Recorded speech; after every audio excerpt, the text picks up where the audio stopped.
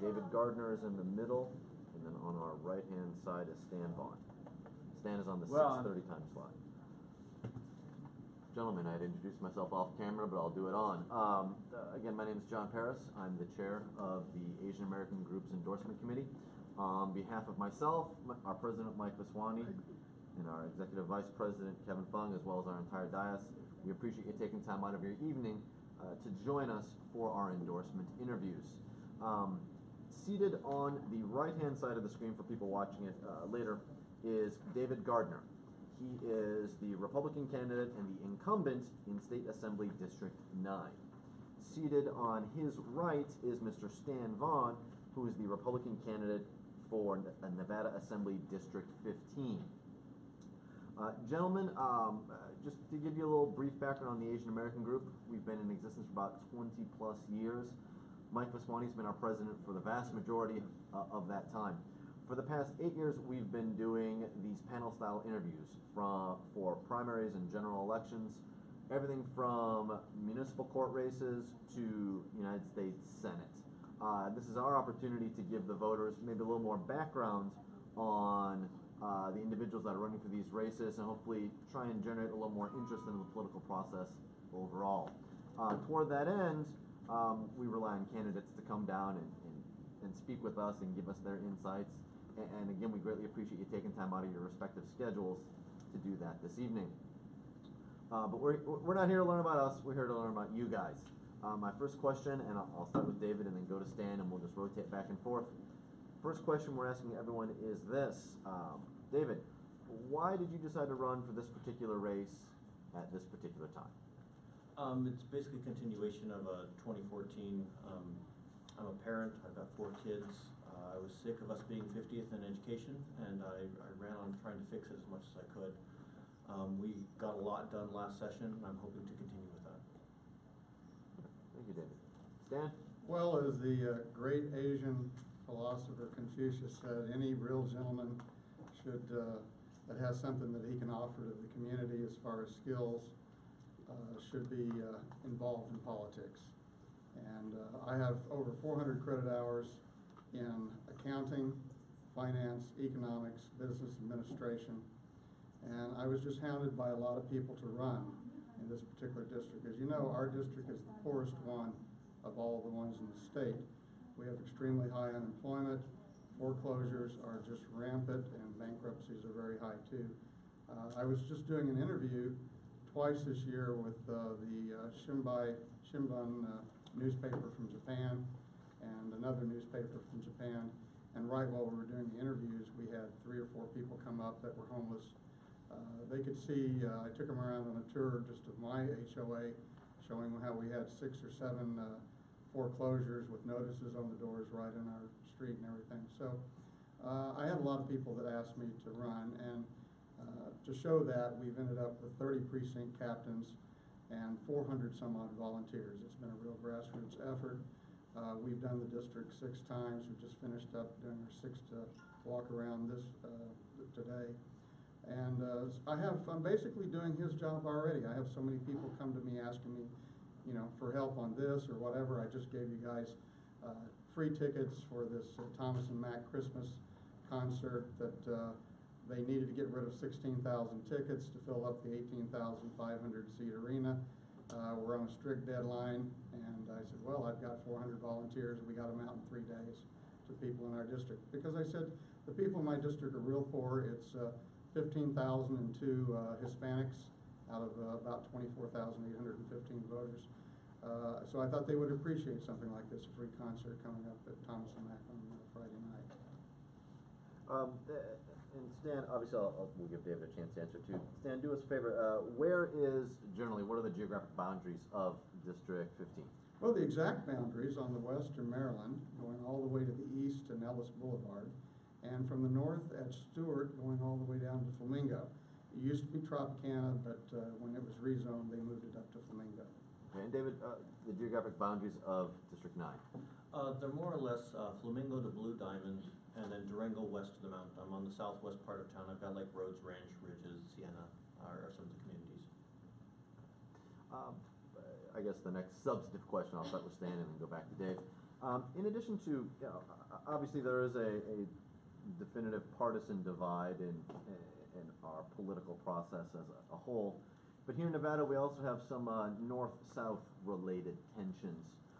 Assuming you are elected, what do you hope to do to try and diffuse not only the partisan divide that exists, but also the geographic divide that somewhat exists within our states? That's a very good question, and I'm a perfect fit for that. I grew up as a cattle rancher, so I've got experience. My father was the inventor of liquid nitrogen freeze branding, so I have an extensive background. We grew, we had a lot of different cattle and everything.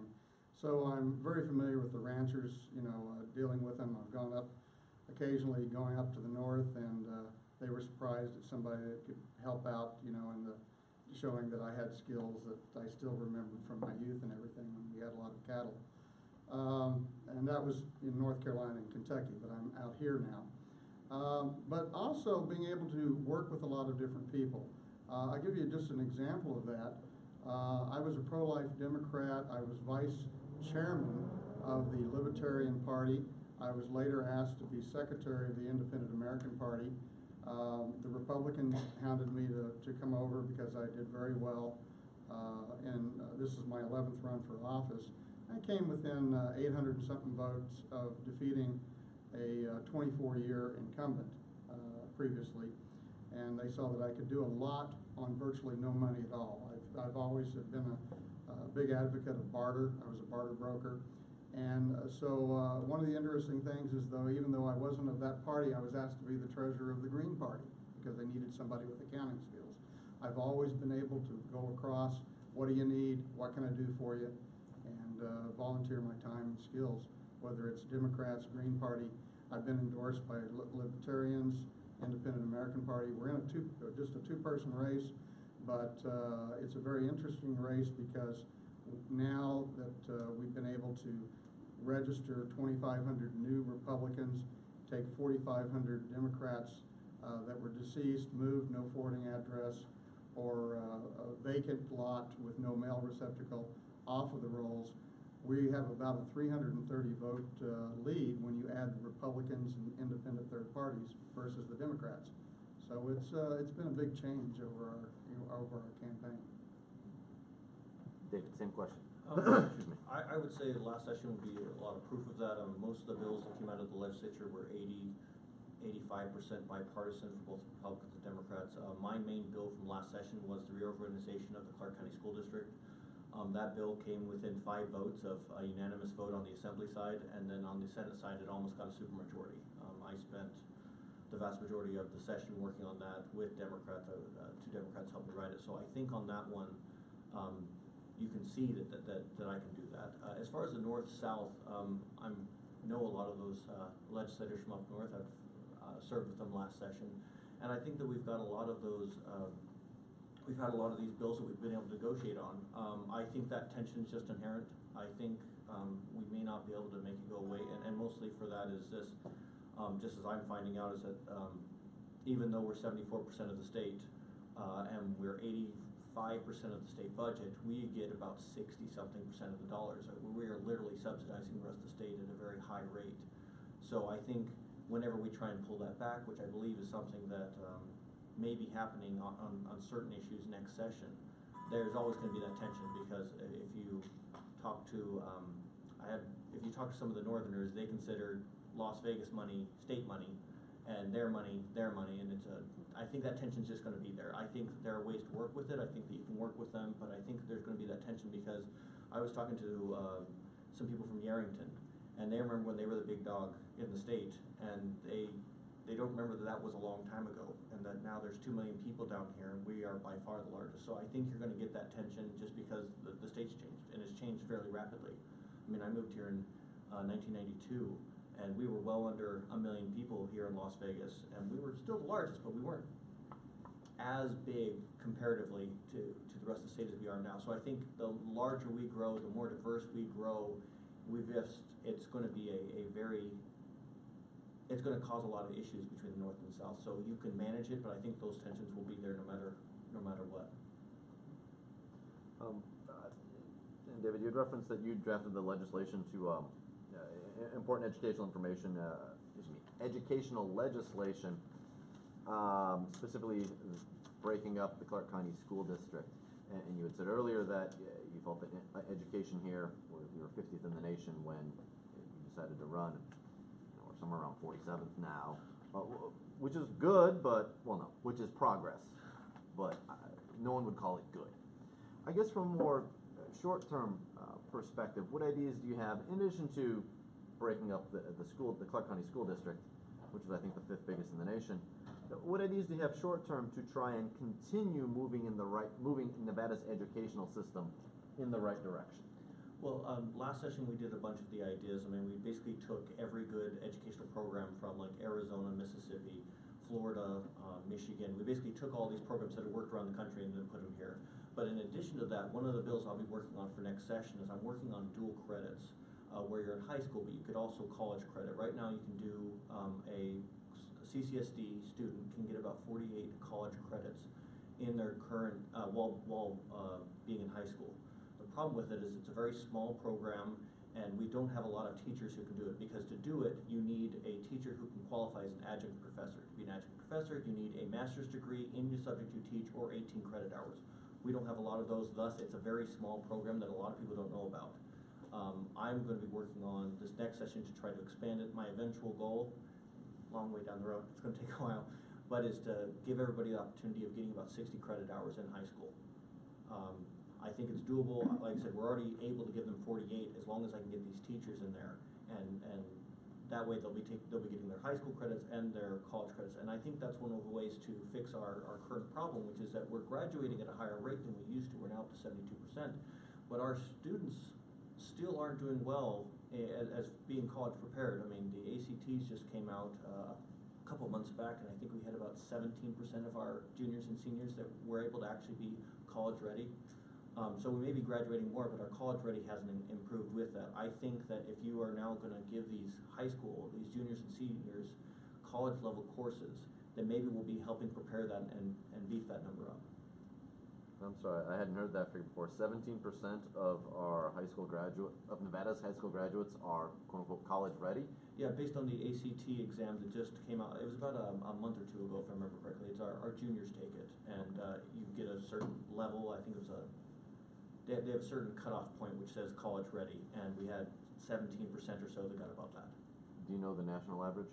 I do not, but I know that, like, say Utah has about 33% that graduated, so we're still fairly low on that. There's only about 18 states that do it mandatory like us, so it's really only fair to compare against those 18 states. But of those 18 states, we were last. Was Utah first? You had referenced Utah, which is about double. Yeah, right. No, I believe Massachusetts is first, and they were, I think, low 40s. I think Utah was up there, but I believe it was Massachusetts was first. And I'm sorry to derail, more my own curiosity.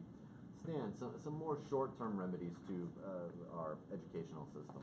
Well, you know, one of the things is something that I've been doing for 20 or so years is even if they can't teach in the schools, a lot of people have professional skills. And so I've been for many years volunteering safe key programs after school, teaching chess. I started most of the chess programs at the high school, middle school, and elementary levels here in town. We won national championships. I had two elementary schools that were the only schools in history to win state high school championships as K through 5 schools. So I've been able to show that with some structured instruction after school, after hours during Safe Key, coming in one day a week to 4 different schools: Meadows Day School, Alexander Dawson, several other, the Hebrew Academy. You're able to very quickly have K through 5 kids defeating high school kids. But the thing about that is that most chess books were written for an adult level. So one of the side effects we saw is that kids by the 5th grade were averaging 12th grade vocabulary. And their math skills were going up because they were doing all these calculations with fractions, with the chess values and everything, in their head. So there's a lot of things like that. It doesn't have to just be chess, but they were improving mathematics skills, vocabulary skills, and any kind of knowledge, even if it's not in school, that they can be adding to that, where you can get retired professionals to be coming in and volunteering various different things and safe key programs, I think would aid to the education. And then that's going to boost, because out of our chess program, we had, you know, kids that were maxing out at 12th grade vocabulary, like I said. So that's definitely got to be a benefit. And of course, what we also found is that the ability to concentrate and focus on chess was helping their ability to be able to focus on exams and not be having their mind wandering, and a lot of kids getting off Ritalin, especially like at Meadows. I'm sorry, I've been kind of driving all the questioning here. Does anyone else want to jump in? Please, save me. Kevin?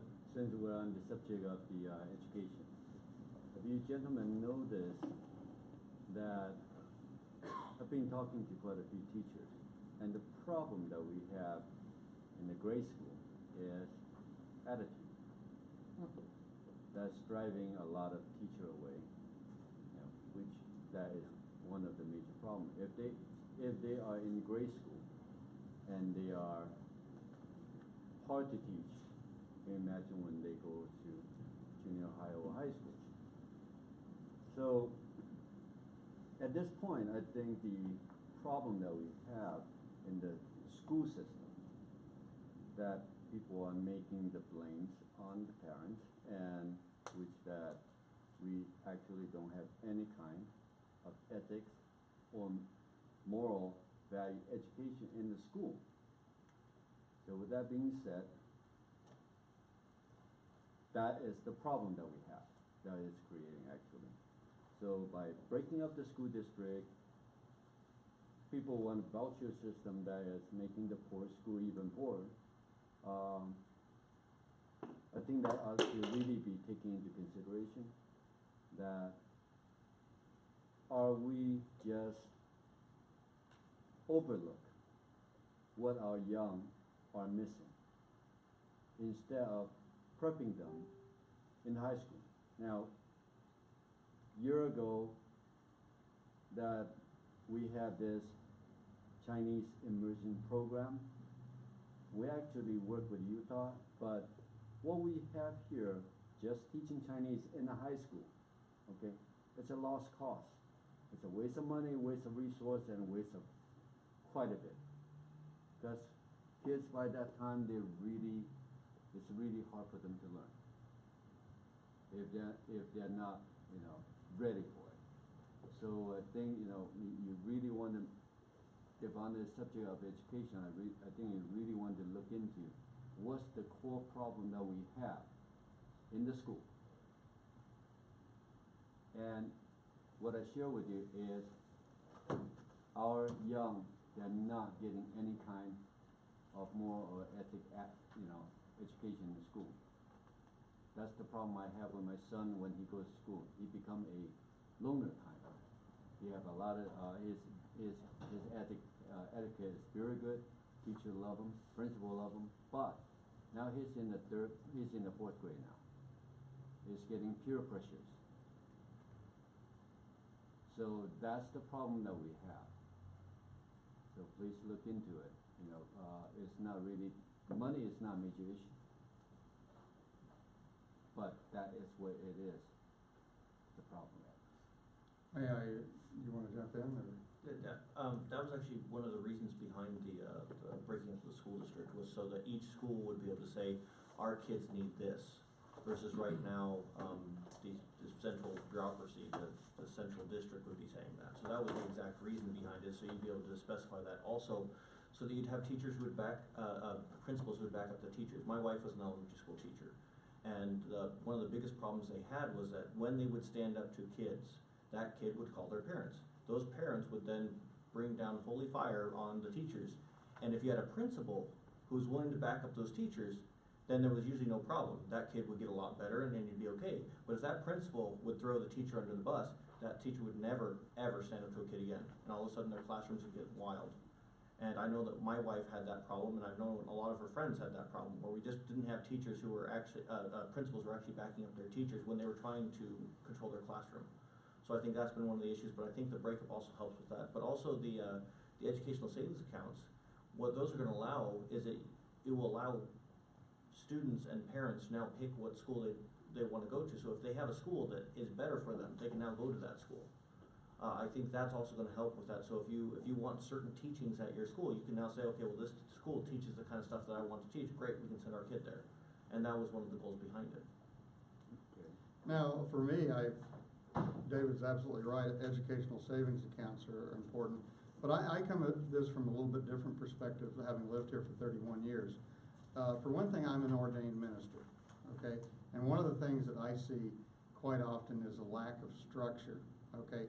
Part of this is the economy. You've got two-parent income producing, just maybe somebody's working 3 or 4 jobs to make ends meet.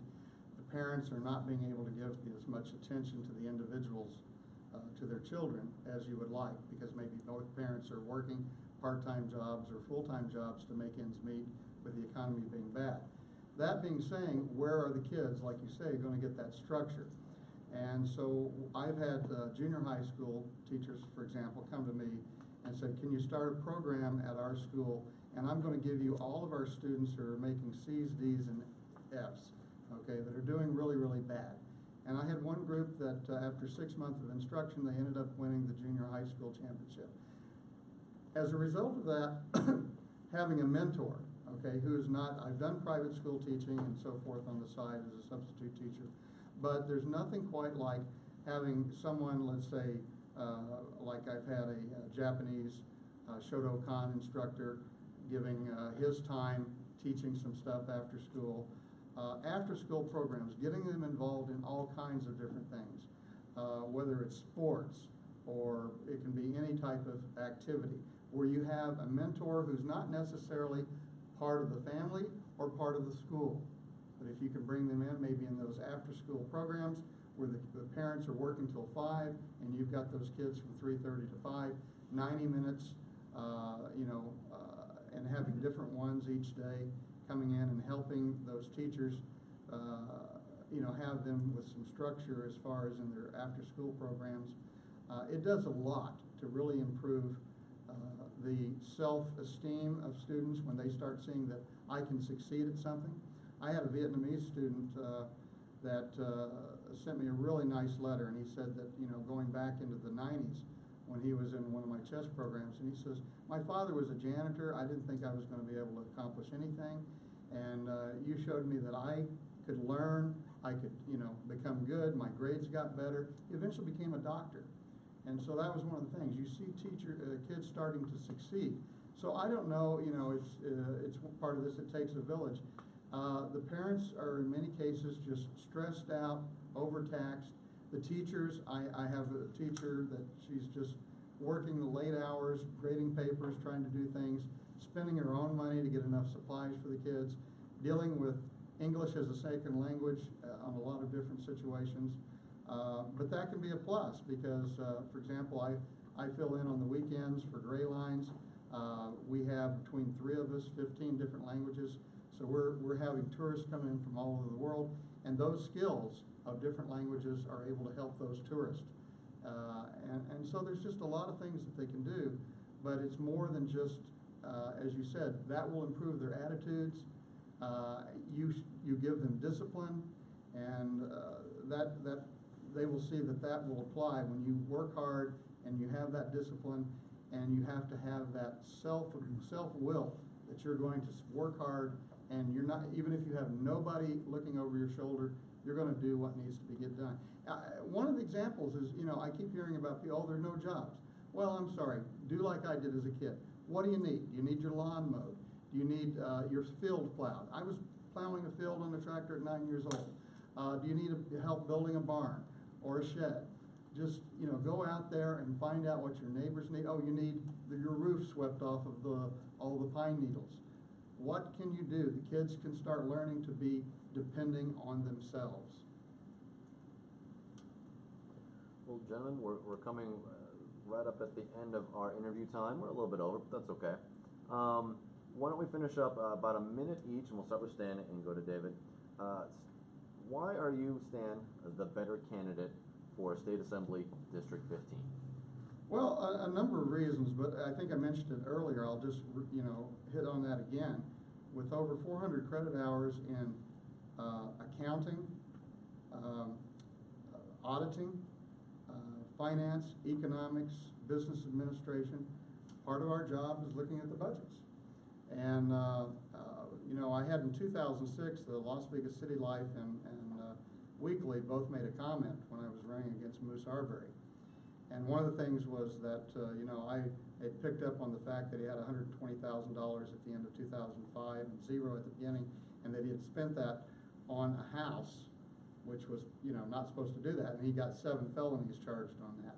So, that was just, I look at the details and everything. So I pick up on a lot of things that people might miss. And both of those newspapers did a little story and said the 2 areas of most knowledge in Nevada was the UNLV library and Stan Vaughn's garage. So it was one of those things where I am just continually trying in life to continue to educate myself, reading. I'm a speed reader. I can go through budgets, very quickly, and that's the kind of thing we need up there. And the fact that I've been a barter broker, a certified barter broker, we need to be looking at every way just to run my running. Elliot has done about $650,000 in special interest money over 6 years. I've run my campaign on about $2,000.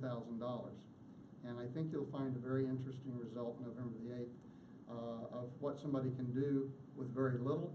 And that kind of stuff is very valuable, I think, up at the state when you're looking at those budgets. David, please, why are you the better candidate, to retain your seat in State Assembly District 9? I think one of the main things is that in my district, it's one of the younger districts in the state, and it's a lot of young families, and really education is one of their main things. And that is one of the things that I'm best at. That's what I did a lot of my work on last session. I carried a lot of bills. I was in the education committee. I'm on 2 education committees now. The 3rd one just ended with reorganization of the school district. I believe I represent those issues very well. Also, I remember when my area was built. I've lived on the west side, very close to my area, for about 24 years. Most of my area was built about 04, 05, so it's still a fairly new area. I've been there the whole time, so I have a very good feel for the district. A lot of the people there I've known for a long time. I've been throughout out the district many times.